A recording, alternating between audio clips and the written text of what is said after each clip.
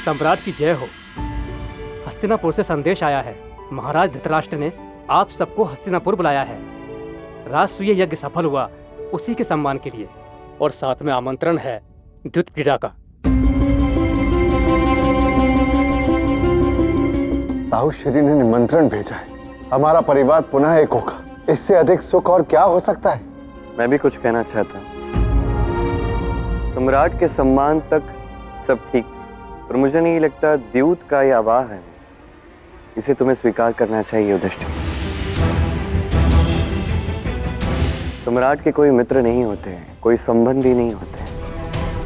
या तो सहायक होते हैं या शत्रु होते हैं। सोच विचार करना चाहिए कि ये वास्तव में है क्या ये किसी सहायक की सौगात है या किसी शत्रु का प्रतिघात है? आप कैसी बातें कर रहे हैं माधव?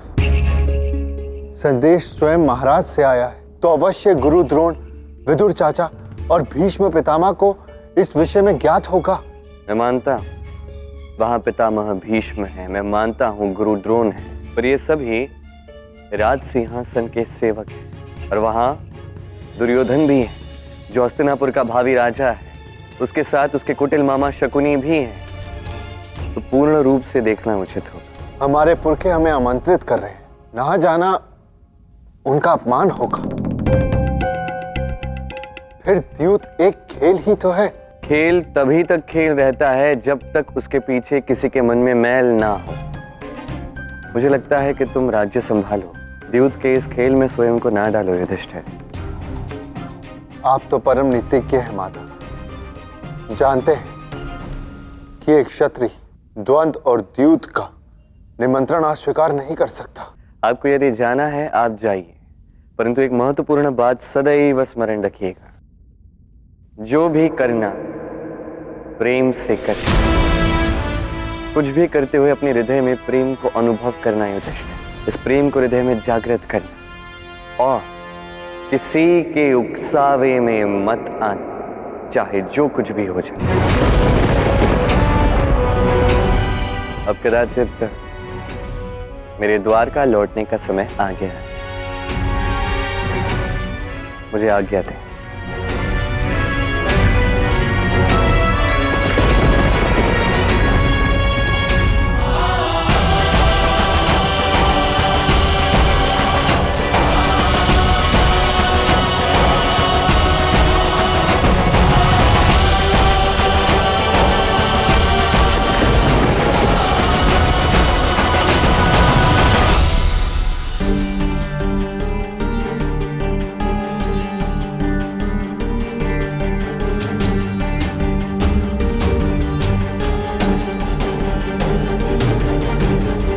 क्या हुआ कृष्ण?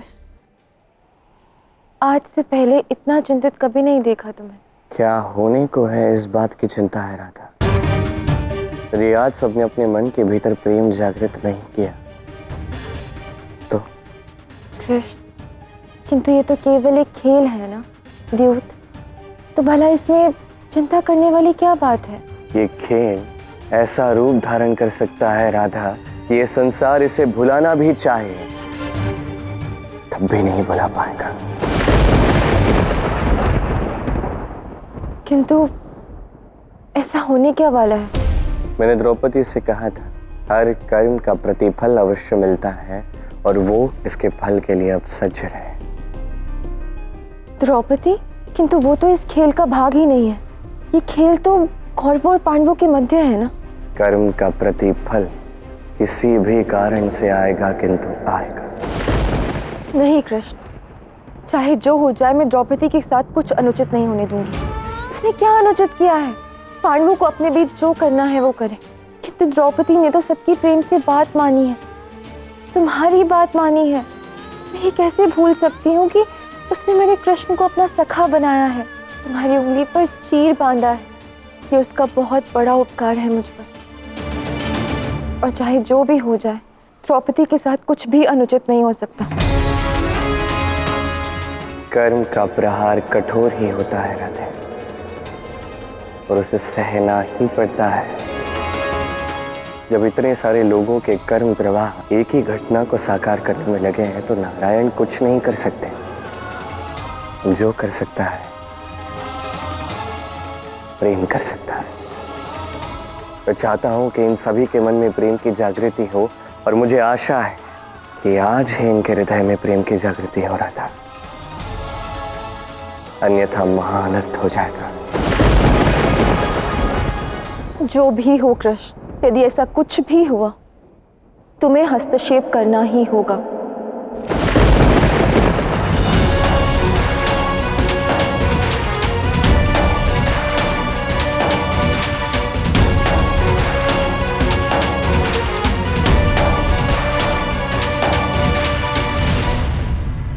इंद्रप्रस्थ के महाराज युधिष्ठिर सपरिवार पधार रहे हैं। सम्राट युधिष्ठिर की जय। सम्राट युधिष्ठिर की जय। सम्राट युधिष्ठिर की जय।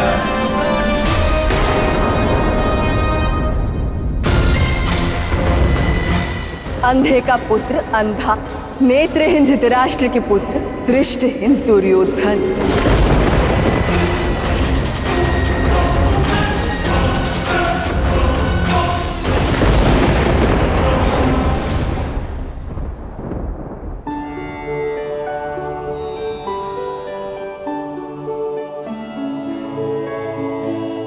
प्रणाम माता कुंती। महाराज, आपके अनुज पांडु के पुत्र आपके आदेश की पालना के लिए आए हैं। मैं प्रसन्न हूँ। सामान्यतः अनुज के संसार से जाने के पश्चात उसकी संतान ज्येष्ठ पिताश्री से दूर हो जाती है, किंतु मैं अत्यंत ही भाग्यशाली हूँ कि मेरे पुत्र मेरे बुलावे पर यहाँ आए। आपका सम्मान ही हमारा मान है ज्येष्ठ पिताश्री।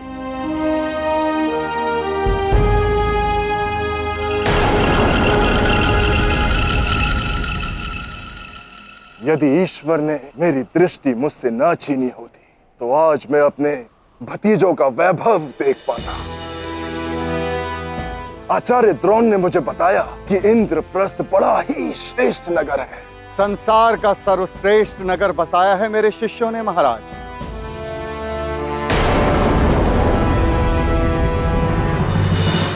पुत्र युधिष्ठिर, एक अनुरोध है तुमसे।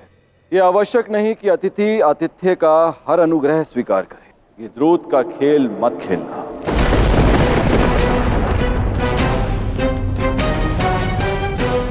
पिताश्री ने उचित कहा है पुत्र, जहाँ द्यूत होता है वहाँ यमदूत निवास करते हैं। द्यूत प्रेम नहीं शत्रुता फैलाता है। भाइयों में द्यूत कैसा? ये कैसी बातें कर रहे हैं आप पितामह? ये प्रतियोगिता नहीं, खेल है खेल। और महामंत्री विदुर, आप तो परम नीतिज्ञ हैं। आपसे अधिक कौन जानता है कि खेल तो भाइयों में ही होता है। और पिताश्री ने कितनी तैयारियां की हैं पांडवों के सत्कार के लिए। अगर पांडव नहीं खेलेंगे तो पिताश्री को बुरा लगेगा, और अगर पिताश्री को बुरा लगेगा तो पांडवों को गिलानी होगी, और यदि उन्हें गिलानी हुई तो एक अतिथि के सत्कार की हानि होगी। ये अतिथि नहीं है, परिवार का भाग है। और उसी परिवार के मुखिया ने, स्वयं पिता महाराज ने द्यूत का न्योता भेजा है, और उसी परिवार के सदस्य युधिष्ठिर ने उसे स्वीकार भी किया है। तो फिर आप बीच में उपदेश क्यों दे रहे हैं पितामह? अनुज, पितामह से ऊंचे स्वर में बात करना उचित नहीं।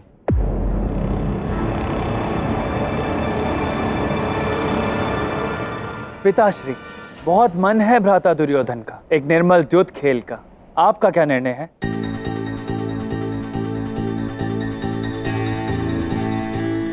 आपकी मंत्रणा और विवेक पर मुझे सदा से विश्वास रहा है पितामह, किंतु भाइयों के बीच मित्रवत एक खेल हो जाए तो क्या समस्या है? वही तो मैं कह रहा हूं। ठीक है भ्राता युधिष्ठिर, तो सारे संसार को मान लेने देते कि सम्राट युधिष्ठिर को अपने गुरुजनों पे किंचित मात्र विश्वास नहीं है। नहीं, ऐसा नहीं है। मेरे गुरुजनों का मान रखने के लिए मैं द्यूत का खेल खेलने के लिए सच हूं।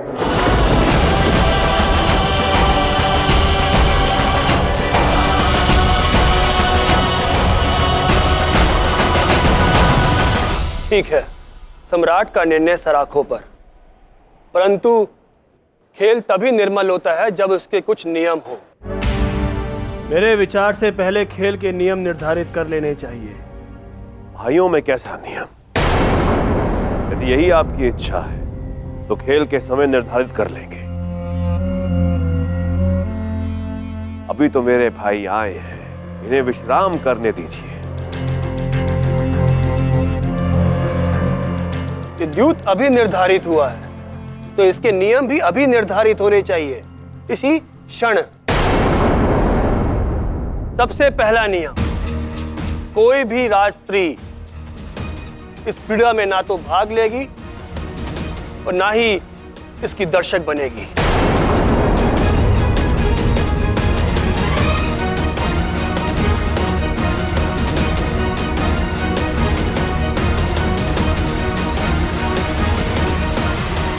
यह भी कोई पूछने की बात है महामंत्री विदुर? द्यूत क्रीड़ा में भला स्त्रियों का क्या काम? दूत क्रीड़ा तो पुरुषों के मनोरंजन का साधन है। दूसरा नियम, खेल निर्मल और सीमा में रहे, इसलिए वही दांव पे लगाया जाए जो अपने अधिकार में हो। 100% दांव तो वही लगेगा जो अधिकार में होगा, किंतु कुछ विचार मेरे भी हैं, क्योंकि आपकी भाव भंगिमा दर्शाती है कि आपको लगता है कि मैं छल करूंगा।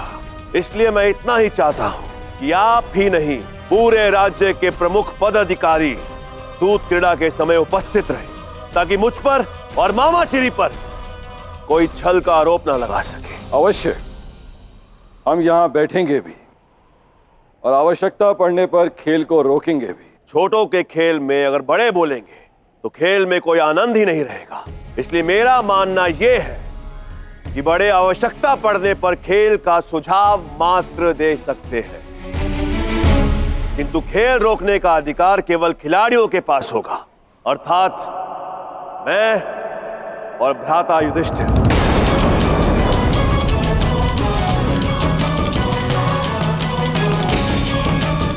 मुझे स्वीकार है, वैसे भी ये द्यूत है, द्वंद्व नहीं।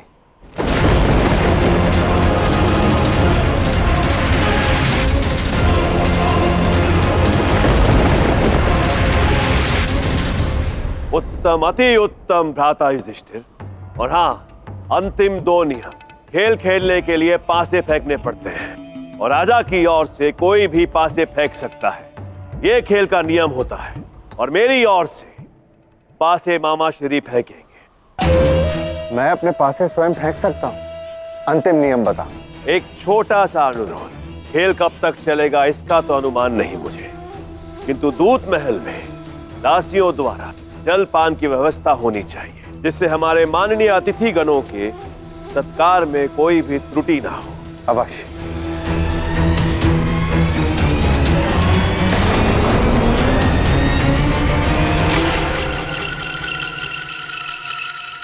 तो चले सम्राट, द्यूत महल की ओर प्रस्थान करें। भ्राता दुर्योधन, इन नियमों के चलते आपका प्रतिशोध कैसे पूरा होगा? नियमों को शत्रु का कवच समझने वाले जीता नहीं करते, जीतते तो वो है जो नियमों को अपना शस्त्र बनाते हैं।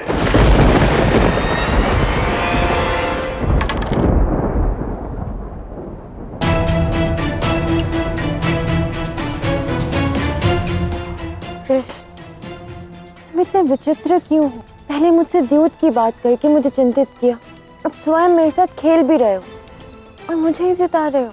तुम भी तो मुझे ही जिताने का प्रयास कर रही थी ना राधा? क्यों? यही तो मैं सिद्ध करना चाहता हूँ, यही मैं संसार को बताना चाहता हूँ राधा। जब हृदय में प्रेम होता है, जब हम किसी से प्रेम करते हैं तो सदैव प्रयास करते हैं कि वही व्यक्ति जीते।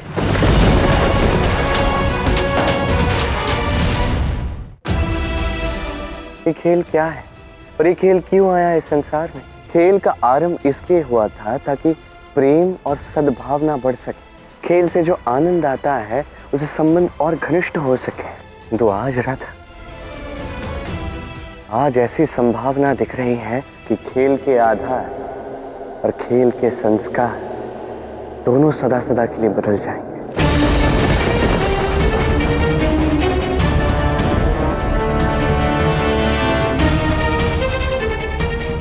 आज प्रेम और सद्भावना खेल को त्याग देंगे।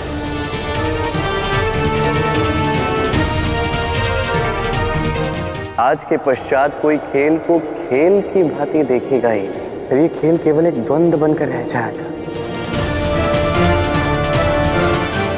मनुष्य खेल खेलेगा पर अपने स्वार्थ के लिए, अर्थ के लिए, अभिमान के लिए, धन के लिए, यश के लिए। और जब भी हारेगा, पराजय केवल मानवता की होगी।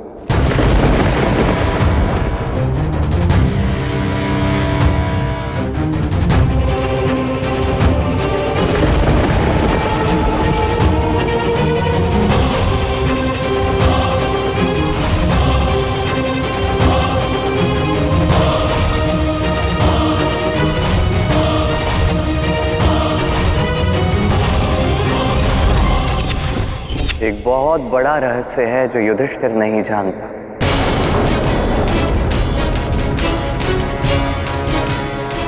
न दुर्योधन जानता है, न गांधार नरेश शकुनी, न महामहिम भीष्म, न महामात्य विदुर, न गुरु द्रोणाचार्य, न महाराज धृतराष्ट्र, न गांधारी, न बुआ कुंती। बस ये रहस्य तुम्हें बता रहा हूं राधे। आज का ये क्षण बहुत महत्वपूर्ण है। आज का ये क्षण परिवर्तन का क्षण है राधा। और आज दांव पर प्रेम लगा है। आज यदि प्रेम जीतता है तो मानवता जीतेगी, किंतु यदि प्रेम की हार हो तो यह समस्त संसार एक महायुद्ध की ओर बढ़ेगा।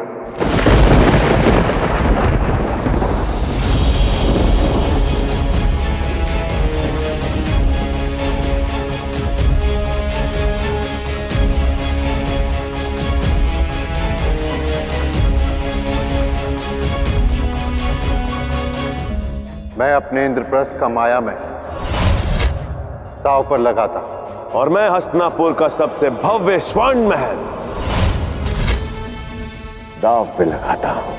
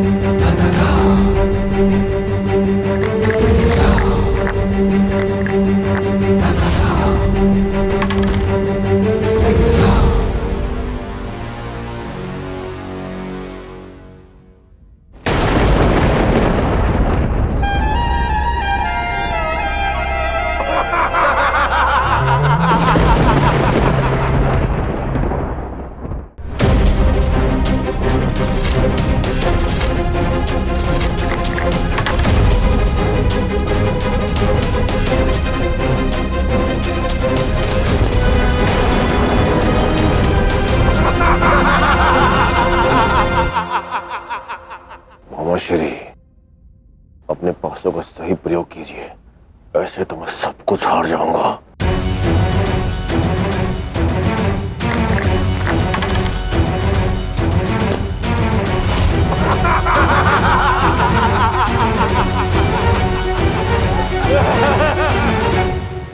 मैं हस्तिनापुर युवराज दांव पर अपनी सारी अर्जित संपत्ति लगाता हूं।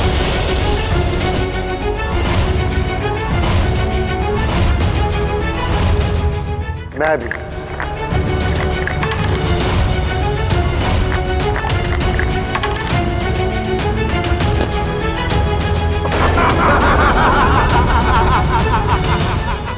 बधाई हो सम्राट।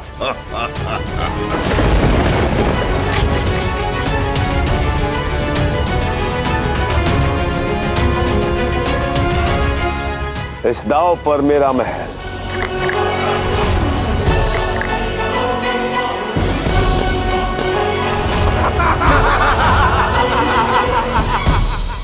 मेरा आखेट वन दांव पर लगाओ।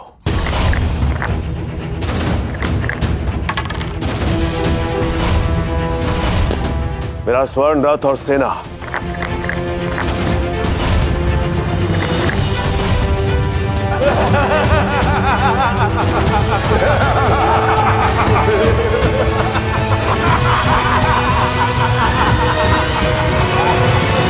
खेल तो बड़ा ही निर्मल चल रहा है कृष्ण। धर्मराज की ही जीत हो रही है। स्वर्ण निर्मल ही होता है राधे, किंतु लोहा नहीं। 100 सोनार की, एक लोहा की।